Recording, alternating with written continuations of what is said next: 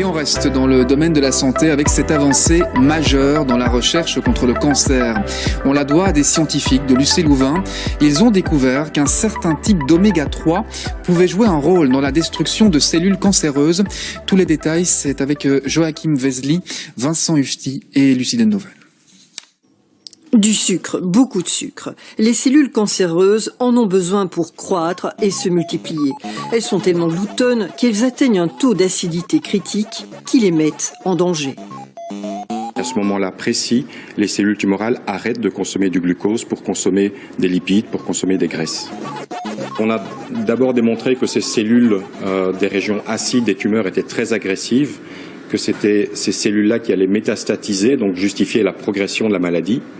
Et dans un deuxième temps, on s'est intéressé à pouvoir justement essayer de détruire ces cellules.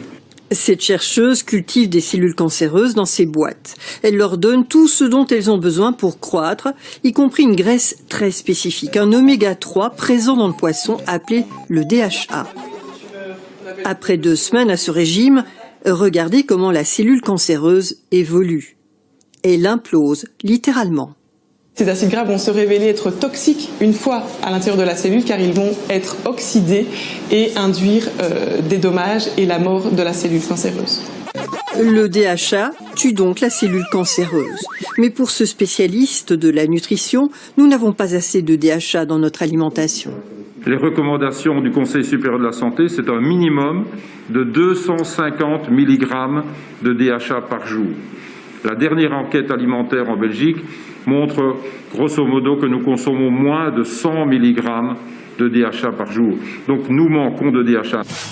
Ce DHA est présent dans les poissons gras, les œufs, les algues. Pour ce chercheur, aucun doute, une partie de notre santé se trouve dans notre assiette.